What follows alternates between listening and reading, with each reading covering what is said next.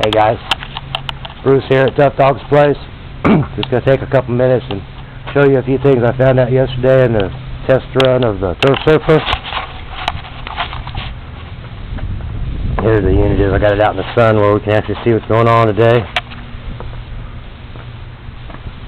I can't see much of what's going on because of glare on the screen, but hopefully you can see. There's my Doodlebug kill switch. And this throttle assembly looks like the motocross. It was cheap, got it off the internet. But what I've got here is the 10-foot cable that runs from here to, I'll try to get in here so you can kind of see. There's the spray. It just barely reaches. And let me get my finger out of the way.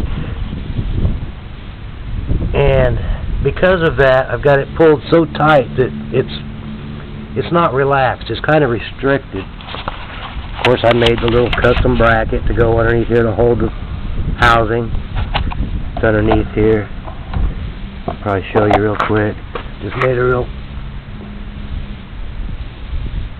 simple little bracket and drilled a little hole in it, and it works fine. However, I have to put excessive force on this thing, and of course I put a big spring on it to get it to come back, but it shouldn't be that hard. So I'm thinking of rerouting that and coming up through this hole I had originally drilled for the motor mounts. Since I chopped that block out of the center of the mounting part of the frame, the cable actually is exposed underneath there, and it can come up right through that hole. I don't know if you can see. And come up and right through here and hook on the back of the governor device. Once I remove that governor assembly from the inside, I'm not going to do that until I get done with the break-in period, which, you know, they recommend an hour break-in time. And this glob of wires here is really a mess. It's that oil sensor kill switch.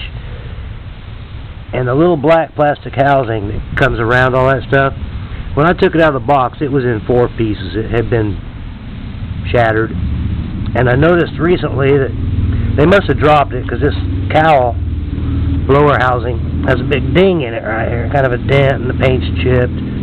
So I'm thinking while I've got it apart, I can probably pound that back out somewhat and see what I can do about that. Another problem I was having is it did throw the chain a couple times. And I think they're true enough, but if you see down in here, the way I've got that mounted, when I put force on this, that whole thing tends to want to boogie, want to move. And, well, it's unacceptable, you know. It's got to be solid and secure. So I've got some steel plates. I'm toying with an idea of making some reinforcement supports to go in there and use all thread instead of bolts and just secure it up. Otherwise I'm going to have to buy a whole new wheel and assembly and start basically from scratch. I really don't want to do that.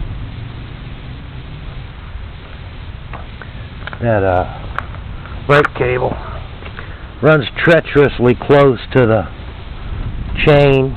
I'm not very happy about that, but I can pull it up here. It has a little bit of a bow. It doesn't look quite so slimline, but it works. Of course, I got to mount the fenders, the seat post, luggage rack, and do all that. And once I get that done, it's just a matter of break-in time and break down and prep for paint. But anyway, I'm just giving you a quick update on some of the things I found. If you got any ideas, please comment. Let me know what you think. Thanks for watching.